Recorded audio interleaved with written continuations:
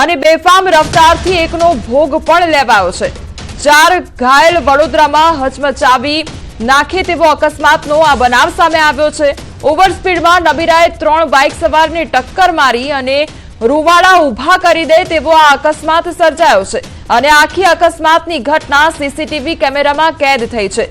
Karelibaug Amrapali complex પાસે અકસ્માત થયો હતો।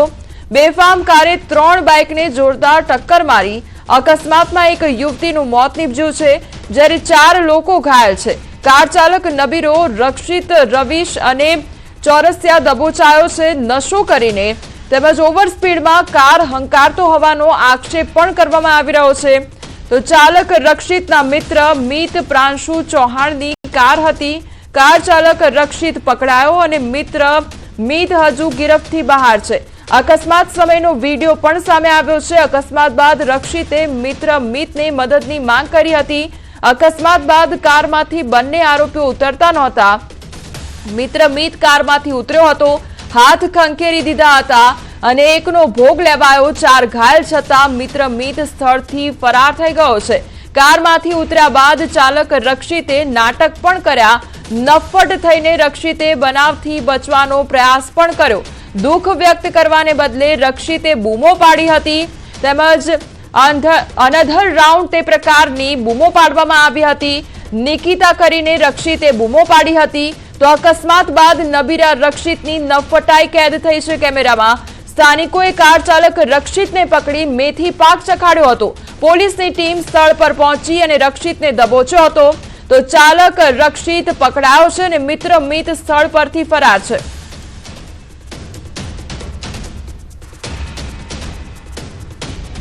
તો વડોદરાની આ ઘટના કે જ્યાં રફતારનો કહેર વર્તાયો છે, આ એ સીસીટીવી ફૂટેજ છે કે જ્યાં આગળ કાર પૂરપાટ ઝડપે આવી રહી છે અને આગળ એક્ટિવા ચાલક શાંતિથી એક્ટિવા ચલાવી રહ્યો છે અને એકાએક ત્યાં ઘટના સ્થળ પર કાર આવી પહોંચે છે અને અકસ્માત સર્જાય છે અને એક્ટિવા ચાલકને અડફેટે લેવામાં આવે છે। આ એ નબીરો કે જેના દ્વારા અકસ્માત સર્જવામાં આવ્યો છે અને નફ્ફટાઈ ભર્યું વર્તન કરવામાં આવ્યું છે। એક વ્યક્તિનો ભોગ પણ લઈ લીધો છે આ નબીરાએ। જેમાં 4 વ્હીલર ગાડી દ્વારા 2 વ્હીલરને ટક્કર મારી એક્સિડન્ટ થયેલો છે, જેમાં એક મહિલાનું મૃત્યુ થયું છે અને બાકીના 3 ઇન્જર્ડ અત્યારે હાલમાં ઇન્ફોર્મેશન આવી રહી છે। આગળની તપાસ ચાલી રહી છે। એક આરોપીને પોલીસ દ્વારા પકડી લેવામાં આવ્યો છે જગ્યા પરથી અને સાથે જ એક વિડીયો મળ્યો છે જેમાં બીજો વ્યક્તિ દેખાય છે। એના માટે પોલીસ શોધવાના પ્રયત્નો કરી રહી છે। સંવાદદાતા હાર્દિક અમારી સાથે જોડાઈ ગયા છે। હાર્દિક, વડોદરાની આ ઘટના કે જ્યાં નબીરા દ્વારા અકસ્માત સર્જવામાં આવ્યો અને પછી નફ્ફટાઈ ભર્યું વર્તન પણ કરવામાં આવ્યું છે, આખરે કયા સમયગાળામાં આખી ઘટના સર્જાઈ હતી અને કેવા પ્રકારની પરિસ્થિતિ સર્જાઈ હતી?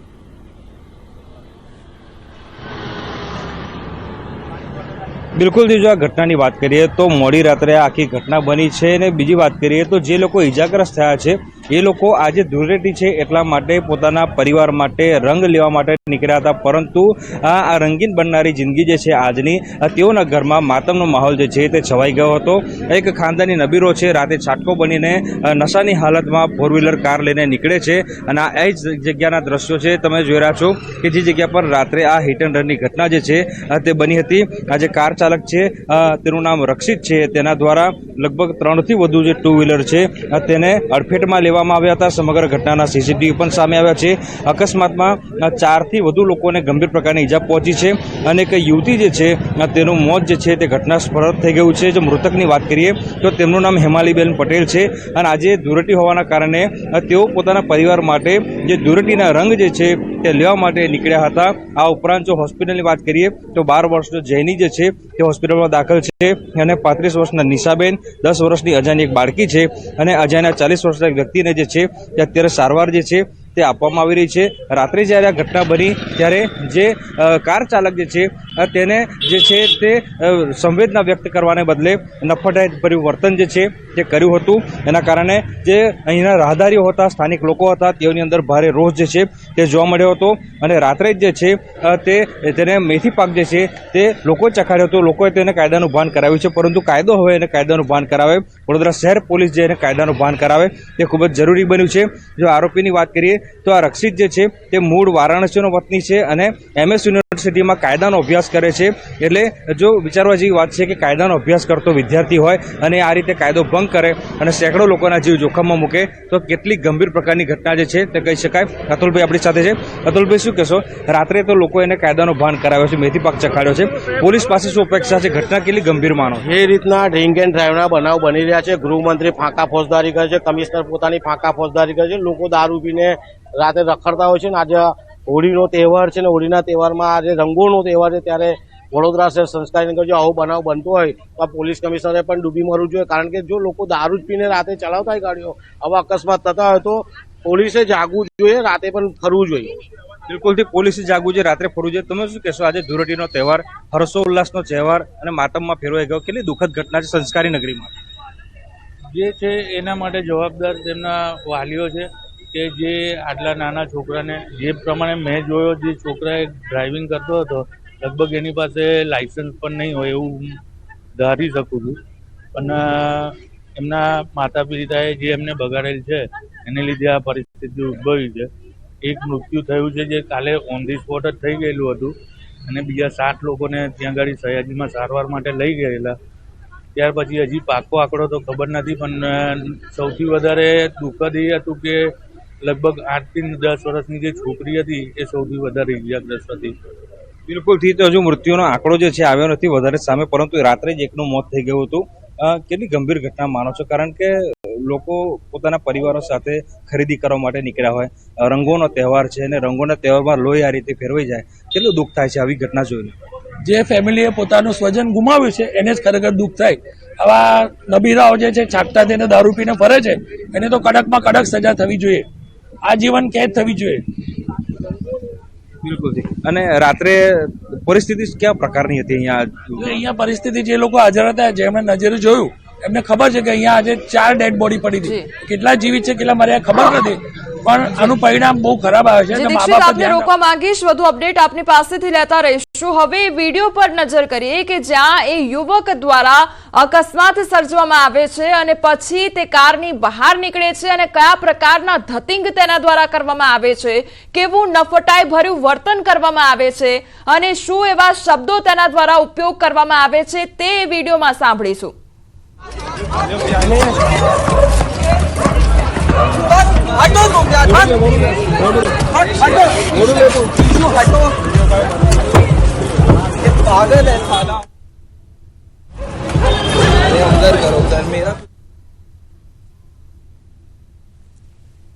આ તેનો મિત્ર છે ગાડીની બહાર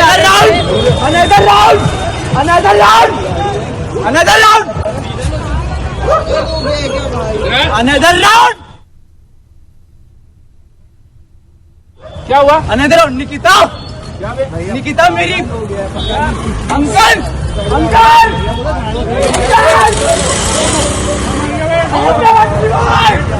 ओम नमः शिवाय, ओम नमः शिवाय, तीन जन मर गए, पकड़ी रखो.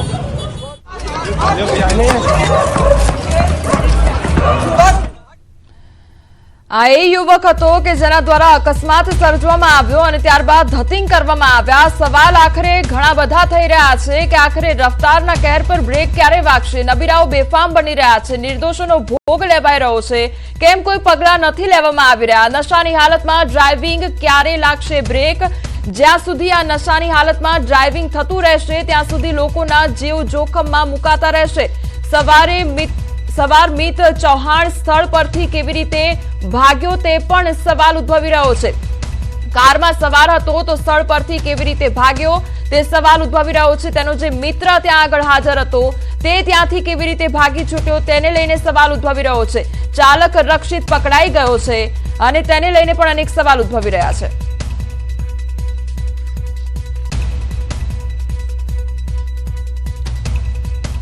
વડોદરાના સીપી અમારી સાથે જોડાઈ ગયા છે. નરસિંહ સર, સૌથી પહેલા તો આપનું ન્યૂઝ 18 ગુજરાતીમાં સ્વાગત છે. સર, હવે આખી ઘટના કયા પ્રકારે સર્જાઈ હતી અને હવે કયા પ્રકારે એક્શન લેવામાં આવી રહ્યું છે?